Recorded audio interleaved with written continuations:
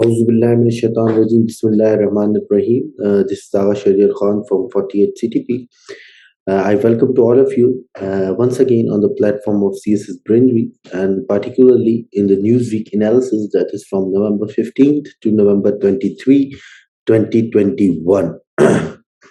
Again, a lot of happenings occurred in the previous week, and our objective and our agenda for this session is to analyze all the important and relevant news one by one, all the relevant news that is for CSS 2022. हम हर news को वो relevant या इररेलिवेंट उस prism से कहते हैं, keeping in view the syllabus of our examination. ठीक है ना? तो जो हमारे सिलेबस से इनलाइन न्यूज होती है हम उसको पढ़ते हैं, देखते हैं, समझते हैं, और जो सिलेबस से इनलाइन नहीं होती हम उस न्यूज को छोड़ देते हैं। हम ना सिर्फ न्यूज को समझते हैं बल्कि वी आल्सो टैग इट कि भाई इस न्यूज को हम किन किन टॉपिक में यूज कर सकते हैं, ताकि जब भी हम उस टॉपिक के नोट्स बनाएं या उसकी तैयारी करें for current affairs, Pakistan affairs, ऐसे इंटरनेशनल रिलेशंस, तो हमें वो चीज याद हो कि हम उस टॉपिक को किस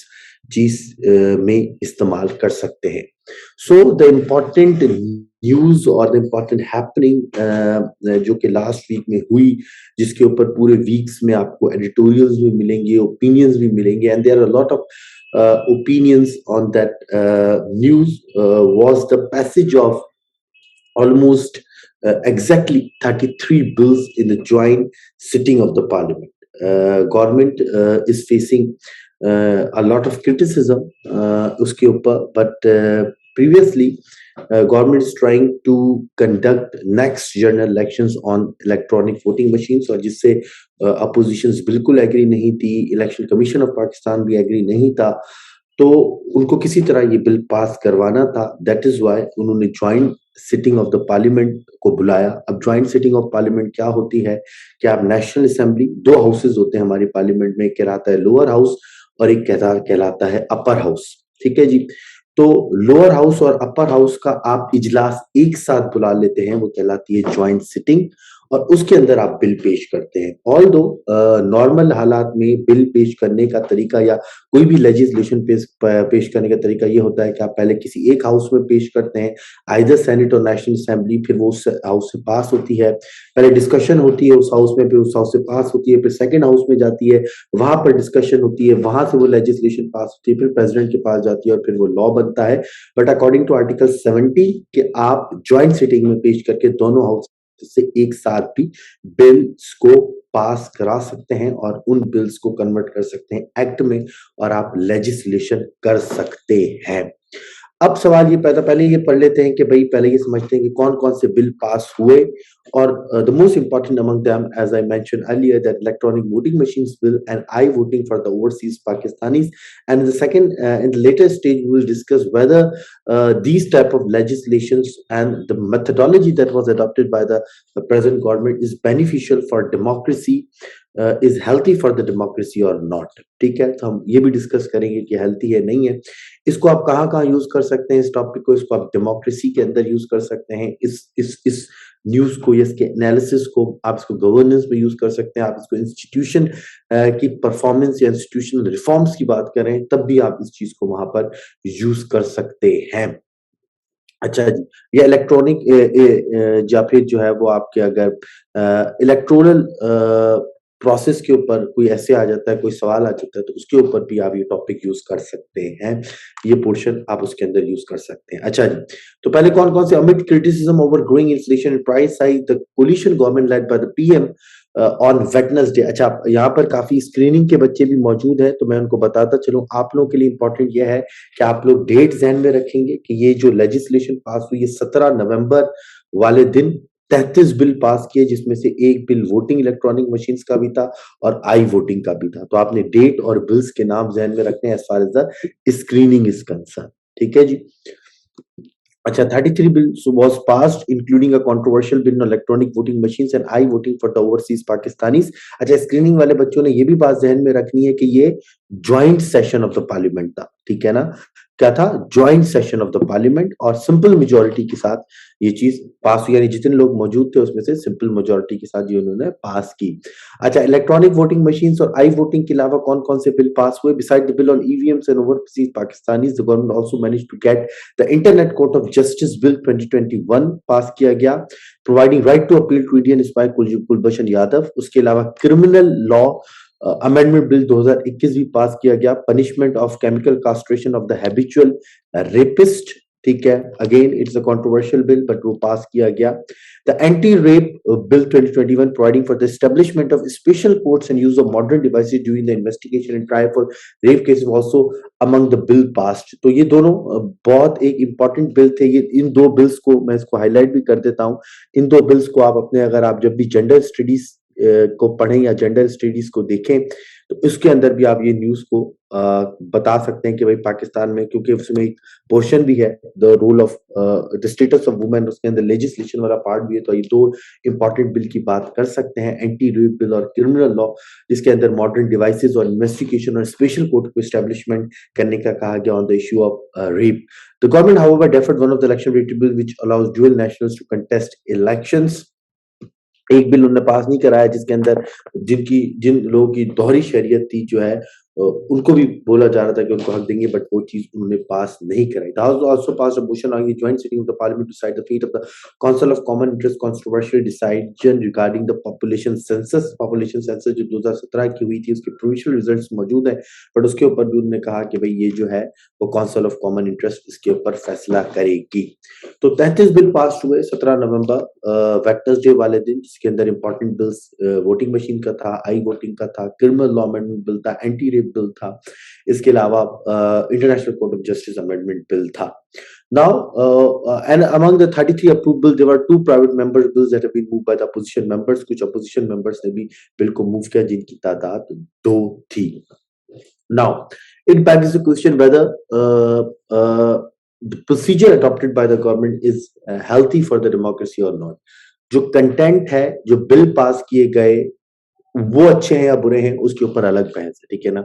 इलेक्ट्रॉनिक वोटिंग मशीन्स के ऊपर बहुत ज्यादा पोलराइजेशन है, sharp polarisation on the issue of electronic machines. On the one hand Imran Khan and the PM and the ruling party is of the view that because of the implementation of electronic machines we will impede the process or impede the method of any type of rigging in the upcoming general elections। on the other hand opposition कहती है कि भाई electronic voting machine से जो है ना वो बढ़ जाएगी रिगिंग।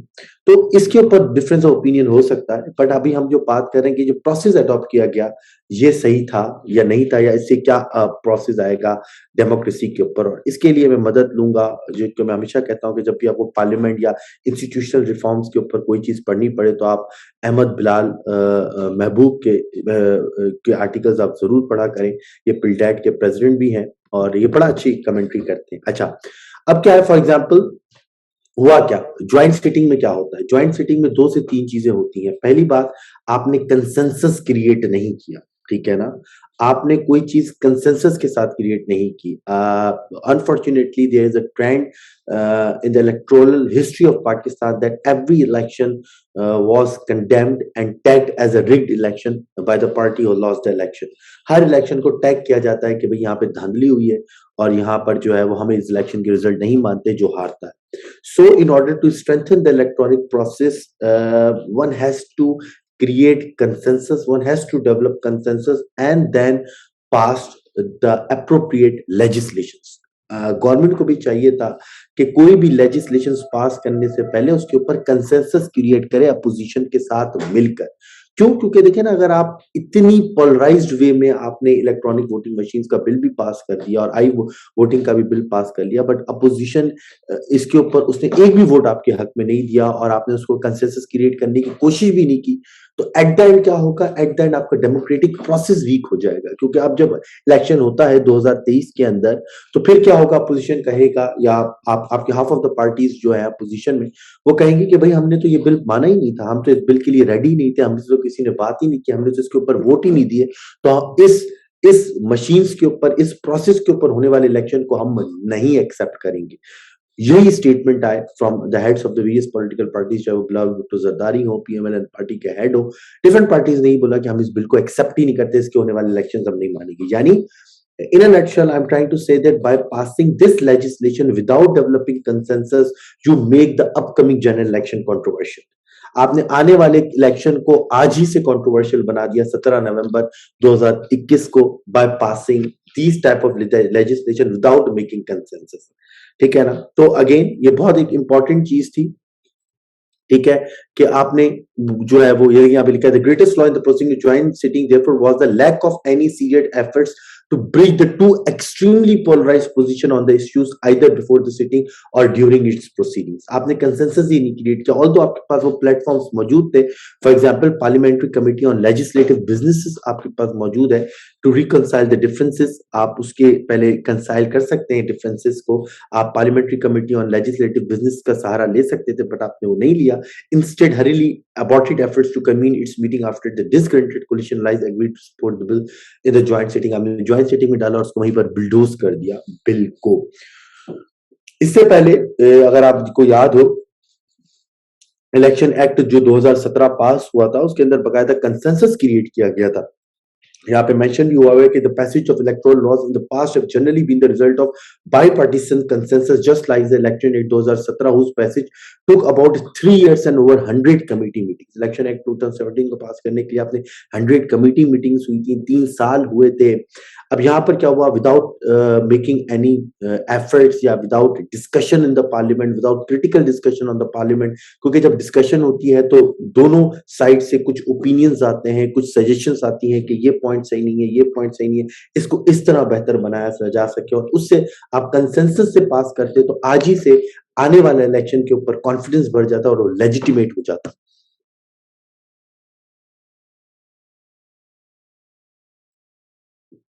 मुस्तफा, वही तो मैं कह रहा हूं कि नेक्स्ट गवर्नमेंट इस बिल को रिवोक करे आफ्टर टेकिंग पावर। वो अगर आए ना नेक्स्ट गवर्नमेंट, अगर अपोजिशन जीतेगी तो ये करेगी। मैं ये कह रहा हूं कि अगर नेक्स्ट इलेक्शन में फिर जो सिटिंग गवर्नमेंट है वो इलेक्शन जीत जाती है तो वो आपका वैसे ही कंट्रोवर्शियल हो गया इलेक्शन, अपोजिशन बोलेगी हम मान ही नहीं रहे उस रिजल्ट। ठीक है, तो आज ही से आपने अगले इलेक्शन जो है वो कंट्रोवर्शियल बना दिए because of difference of opinion. आपने उसके ऊपर कंसेंसस ही क्रिएट नहीं किया। और सेकंड, इसके अंदर जो समझने वाला पॉइंट है जिसके ऊपर आप बहस कर सकते हैं, जो एज अ आर्ग्यूमेंट आप यूज कर सकते हैं अपने ऐसे में, अपने रिटर्न में, चाहे वो करंट अफेयर्स हो, पाकिस्तान अफेयर्स हो, या कोई भी सब्जेक्ट हो, जब भी इंस्टीट्यूशंस के ऊपर बात आती है, डेमोक्रेटिक कल्चर के ऊपर बात आती है, वो होती है डिस्कशन। वो होती है कि जो important the bills which are important as far as Pakistan national interest is concern, उसके हिसाब से जो बिल इम्पोर्टेंट हैं उनको टाइम देने की बात होती है कि भाई उनको टाइम देना चाहिए, पार्लियामेंट में उनके ऊपर डिस्कशन होनी चाहिए, उनको प्रॉपर टाइम देना चाहिए, वेरियस सेगमेंट ऑफ सोसाइटीज से उसके लिए इनपुट आना चाहिए, देन वो लेजिस्लेट होना चाहिए। ऐसा ही होना चाहिए, बट ऐसा नहीं होता। इसकी आप एविडेंस के तौर पर ये इन बिल्स की एग्जांपल दे सकते हैं। ये देखें जी, 221 votes in the favour of, अच्छा ये देखें कितने बिल पास हुए, 33 बिल्स पास हुए। Joint sitting lasted for less than 6 hours. ये जो प्रोसीडिंग्स थी ये 6 आवर्स से भी कम चली, but only 3.5 hours were devoted to legislation after a lengthy point of order speech in some other businesses। उसमें से भी 6 घंटे में से सिर्फ 3.5 घंटे इन legislations को दिए गए। इसका मतलब with 33 bills passed in this time, the average time allocated to the passage of the e-bill works out हुआ paltry 6.5 minutes। यानी आपने सिर्फ एक बिल को 6.5 मिनट दिए। So this is the way we are dealing with our democracy and this is the way we are dealing with our important legislations। ठीक है, 6-6.5 minute में आप एक बिल पास कर रहे हैं और उससे पहले से गवर्नमेंट ने उसके ऊपर डिस्कशंस की हुई हैं, आप किसी और का पॉइंट नहीं ले रहे। इससे क्या होता है, हमारा डेमोक्रेटिक कल्चर जो है वीक होता है, हमारा इंस्टीट्यूशंस वीक होते हैं। ठीक है जी, तो इस चीज को भी हमें देखना चाहिए। फिर इसके अंदर एक और चीज है कि भाई आप इलेक्ट्रॉनिक वोटिंग मशीन्स तो लेकर आ रहे हैं या आप डिजिटलाइजेशन के तो नारे कर रहे हैं, but the way you pass these legislations वो एक आर्केइक मेथड के थ्रू आप पास कर रहे हैं। वो क्या है कि फॉर एग्जांपल आप यहाँ देखें, नेशनल असेंबली के अंदर जो है वो इलेक्ट्रॉनिक ऑटोमेटिक वोट रिकॉर्डर लगे हुए, यानी हर पार्लियामेंटेरियन जाएगा, वो अपने इलेक्ट्रॉनिक वोटिंग रिकॉर्ड के ऊपर अपना वोट रजिस्टर कराएगा कि either he is voting for the bill और अगेंस्ट द बिल, और इलेक्ट्रॉनिक वोटिंग रिकॉर्डर वो बिल वो रिकॉर्ड करेगा और जिसके वोट ज्यादा हुए फॉर में या अगेंस्ट में, वो पार्टी या वो बिल के हक में वो बिल पास हो जाएगा। But electronic vote recorder parliament में लगे होने के बावजूद उसको इस्तेमाल नहीं किया जाता, और सिंपल जो है हम वॉइस वोट पे आज भी वॉइस वोट के ऊपर बिल कर रहे होते हैं, यानी जिसकी आवाज ज्यादा होगी, जो है जिसकी आवाज तेज आएगी उसके ऊपर बिल पास हो जाएंगे, यस और नोज। ऑल दो इम्पोर्टेंट बिल के ऊपर अपोजिशन ने ये रिक्वेस्ट की स्पीकर को कि आप वॉइस वोट के बजाय आप फिजिकल काउंटिंग करें, और उन्होंने उनकी ये बात मान भी ली। ये लिखा हुआ है, the only time the speaker accepted the opposition demand for physical counting of the vote instead of revising the voice vote there was a serious dispute on the accuracy of voice counting.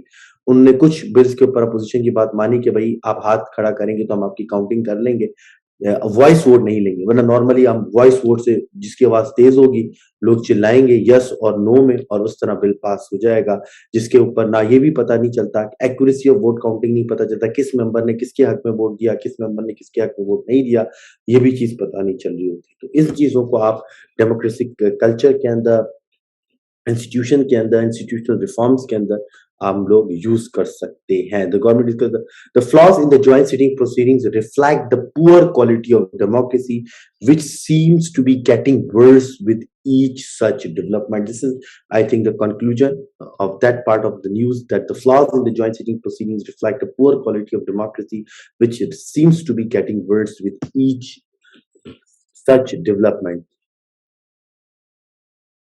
Undemocratic forces को strong करेगी या नहीं करेगी ये तो मुझे नहीं पता, बट मैं ये कह रहा हूं कि it will basically weakens the electoral process and subsequently weaken the democracy in Pakistan, because आपने जो है वो hurriedly bills को पास किया।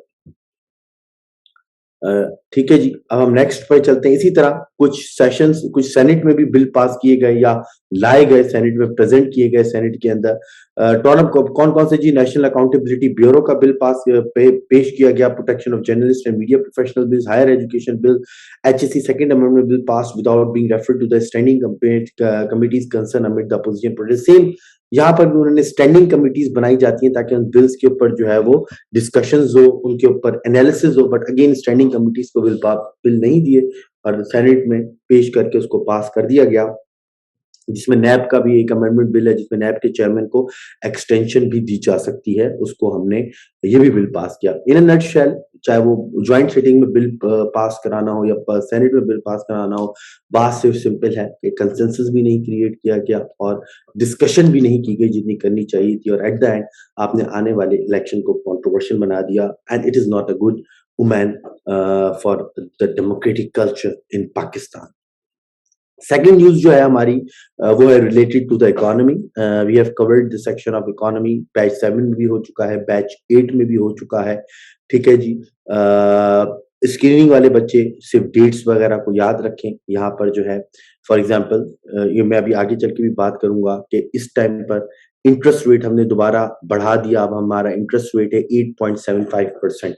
काफी दफा एमसीक्यूज में आपको पूछता है कि करंट इंटरेस्ट रेट क्या है, तो ये चीजों आपको याद रखनी, ये डॉक्यूमेंट भी आपके साथ शेयर हो जाएगा। अच्छा, इस टाइम पे क्या है, शौकत तरीन basically outline 5 actions demanded by the IMF demanded 5 conditionalities before the resumption of its bailout package of $6 billion। कोविड-19 में बेल आउट पैकेज रुक गया था कंडीशंस के ऊपर, बट 5 कंडीशन में बोला आप पूरी करें तो हम आपका ये पैकेज को जो है वो कंटिन्यू कर देंगे। उस 5 कंडीशन में से जो इम्पोर्टेंट पाकिस्तान ने एक्सेप्ट की है ये condition because we do not have any other choice. उसमें से जो इम्पोर्टेंट कंडीशन थी, पहला था कि autonomous status of state bank of Pakistan, कि आप स्टेट बैंक ऑफ पाकिस्तान को फाइनेंस मिनिस्ट्री से हटा दें और उसको एक ऑटोनोमस इदारा बनाएं।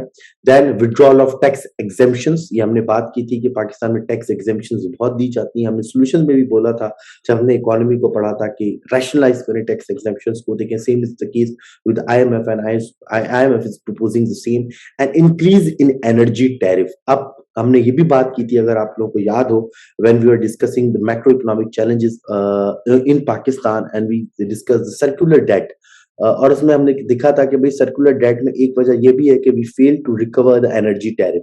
तो अब दो चीजें हैं, या तो हम अपना सिस्टम एफिशिएंट बना दें और हम पूरे एनर्जी टैरिफ्स को रिकवर करें, और आसान तरीका ये होता है कि हम बिजली की कीमत बढ़ा दें। तो बिजली की कीमत बढ़ाएंगे तो हमारे पास जो टैरिफ आ रहे हैं वो भी हमारे पास बढ़ जाएंगे। तो IMF ने कहा कि आप एनर्जी की टैरिफ इंक्रीज करें एनर्जी का टैरिफ भी। उसके अलावा उसने कुछ दूसरे सॉल्यूशन, कुछ दूसरे दो पॉइंट्स भी दिए। फॉर एग्जांपल कि आप अपना टैक्स बढ़ाएं और एक्सपेंडिचर को, खासतौर पर डेवलपमेंट एक्सपेंडिचर को कट करें।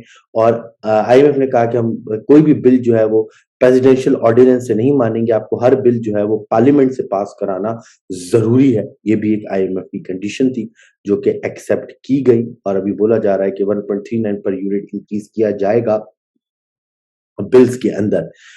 उसके अलावा इकोनॉमी में अगर हम देखें तो फिर इंटरेस्ट रेट को बढ़ाया गया 150 बेस पॉइंट्स के साथ 8.75% पर कर दिया। While discussing the macro economic challenges in our lecture, मैंने आपको बताया था कि टू कंट्रोल द इन्फ्लेशन आपको इंटरेस्ट रेट बढ़ाना पड़ता है, to control the money supply in the economy. जब आप मनी सप्लाई को इकोनॉमी के अंदर को रोकते हैं ताकि इन्फ्लेशन कंट्रोल हो, तो आपको इंटरेस्ट रेट बढ़ाना पड़ता है। तो आपने इंटरेस्ट रेट बढ़ाया, अगेन जो कि डेवलपमेंट या ग्रोथ के लिए अच्छी चीज नहीं है, क्योंकि जैसे ही आप इंटरेस्ट रेट बढ़ाते हैं तो जो बिजनेसमैन है, जो इन्वेस्टर है, जो मार्केट से कर्जा लेकर अपने बिजनेस को एक्सपेंड करता है या इनिशिएट करता है, तो वो मार्केट से उनका जो बोरोइंग है वो कम हो जाती है। जब बोरोइंग कम हो जाएगी तो इन्वेस्टमेंट भी कम हो जाएगी, जब इन्वेस्टमेंट कम हो जाएगी तो ओवरऑल डेवलपमेंट भी कम हो जाएगी। बट अगेन इन्फ्लेशन को रोकना है तो ये काम करने पड़ेंगे। ये थी कुछ इकोनॉमी से रिलेटेड न्यूज जो कि हम काफी चीजें इसके अंदर से हम पढ़ भी चुके हैं, अगेन जो कि बहुत इंपॉर्टेंट है। आपको चीजें ये देखना।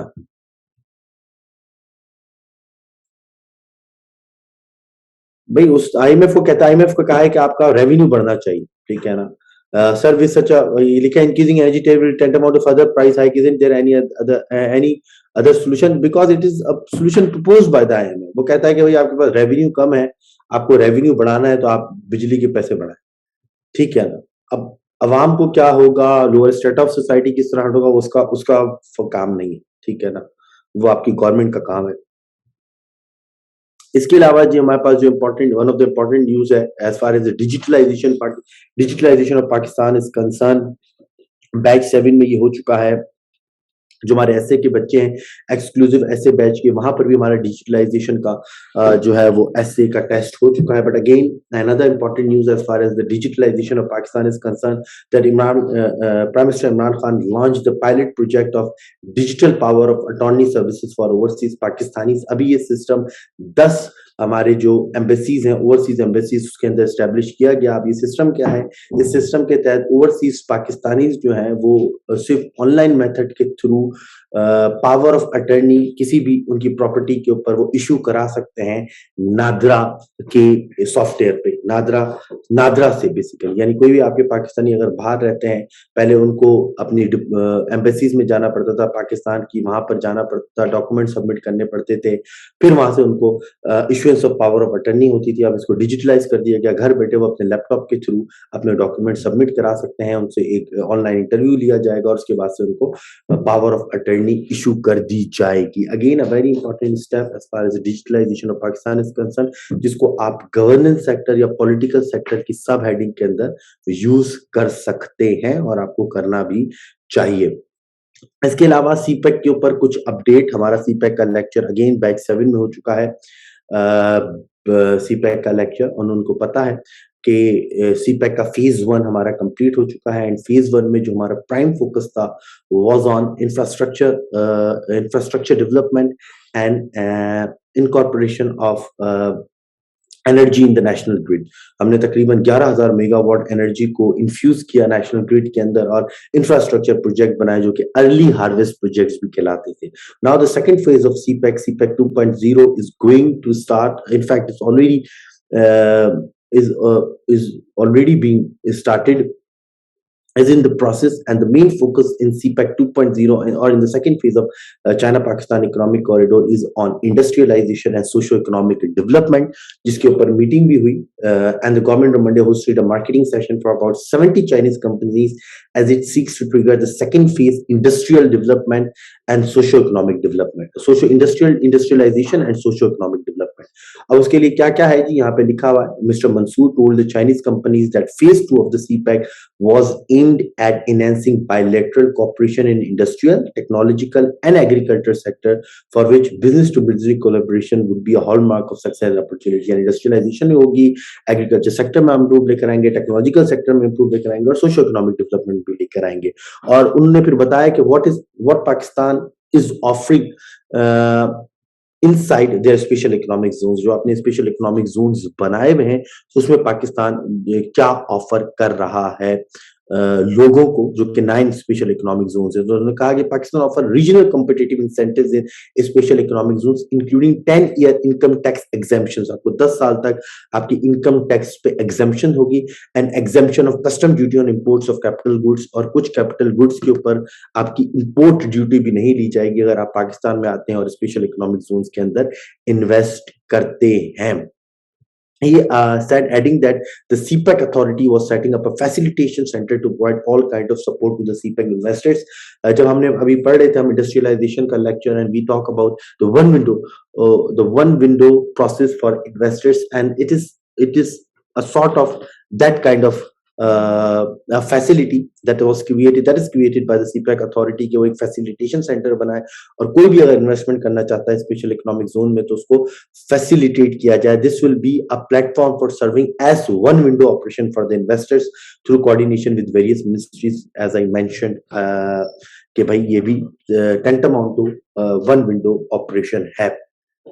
उसके अलावा कितना काम हो चुका है इंडस्ट्रियलाइजेशन के ऊपर वो भी बताया गया कि he highlighted the 4 out of 9 agreed on special economic zone along with Gwadar free zone under the CPEC were now at an advanced stage कि भाई 9 में से 4 सीपैक 4 स्पेशल इकोनॉमिक जोन्स के ऊपर काम बहुत तेजी से चल रहा है, जिसमें राशाकाई है, फैसलाबाद का जो है वो हमारे पास एक स्पेशल इकोनॉमिक जोन है, पोर्ट कासिम का स्पेशल इकोनॉमिक जोन है, जिनके ऊपर काम बड़ी तेजी से चल रहा है। तो ये थी हमारे पास update on CPEC 2.0 China Pakistan economic corridor phase 2, जिसको आपको अपने नोट्स को जरूर अपडेट करना चाहिए।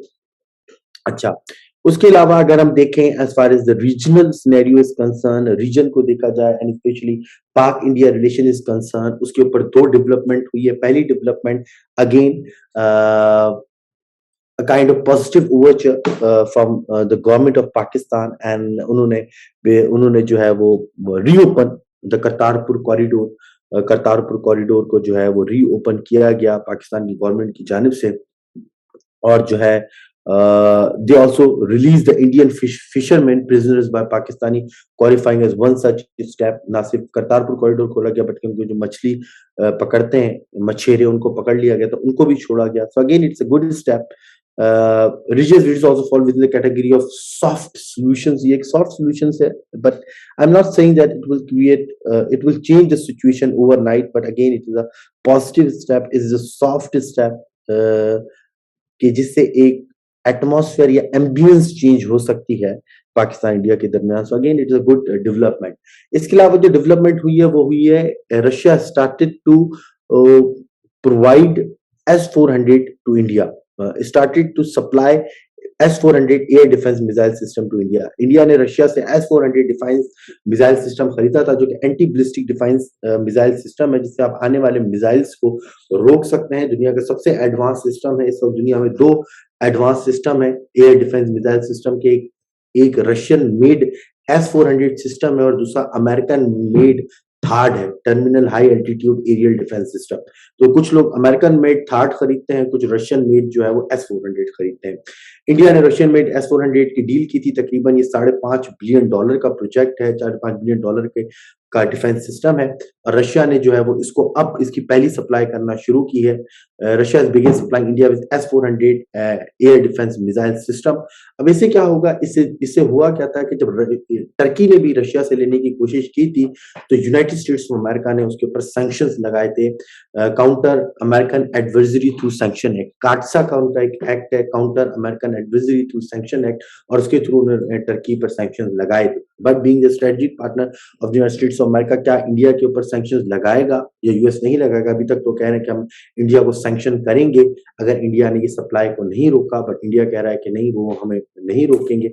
अब देखते हैं क्या अगर ऐसा होता है कि अगर इंडिया पे सैंक्शन होते हैं थ्रू काटसा के थ्रू, तो पाकिस्तान गॉट एन अपॉर्चुनिटी या विंडो कि वो यूएस के साथ अपनी रिलेशंस को स्ट्रेंथन कर सकता है, पहली चीज। दूसरी चीज यहाँ पर यह है कि S-400 आने के बाद balance of power again shift होगा टुवर्ड्स इंडिया, जो कि पहले से ही शिफ्ट है इंडिया की तरफ। इंडिया की इकोनॉमी हमसे बड़ी है, उनके एक्सपोर्ट्स हमसे ज्यादा है, उनकी डेवलपमेंट ज्यादा है, और उनकी डिफेंस कैपेबिलिटीज भी अब उनकी तरफ शिफ्ट हो रहा है, क्योंकि इससे पहले अगर आपको याद हो तो उन्होंने अपनी एयरफोर्स के अंदर फ्रांस बिल्ड जो है वो राफेल को उन्होंने लेकर आए, और अब S-400 air defence missile system लेकर आएंगे, जिससे ना सिर्फ बैलेंस ऑफ पावर डिस्टर्ब होगा बल्कि जो न्यूक्लियर डेटरेंस है वो भी डिस्टर्ब होगा टुवर्ड्स इंडिया। और this sale of S-400 make this region more vulnerable to nuclear war, क्योंकि जब आपके पास एयर डिफेंस सिस्टम आ जाता है तो आप मोर बेलिजेंट और मोर प्रोवोकेटिव हो जाते हैं।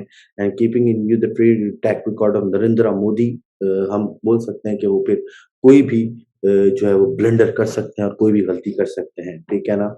क्योंकि कहा जाता है कि वॉर जब लगती है कि जब आप या तो अगले की कैपेबिलिटी को अंडर एस्टिमेट करें या अपनी कैपेबिलिटीज को ओवर एस्टिमेट करें। S-400 आने के बाद नरेंद्र मोदी ये दोनों काम कर सकते हैं। तो ये कुछ है रीजन की डेवलपमेंट जो आप लोगों को ध्यान में रखना चाहिए, और उसको आप यूज कर सकते हैं न्यूक्लियर पॉलिटिक्स के अंदर, US Pakistan, Indo US relation के अंदर, रीजनल डायनामिक्स के अंदर आप ये चीज भी यूज कर सकते हैं।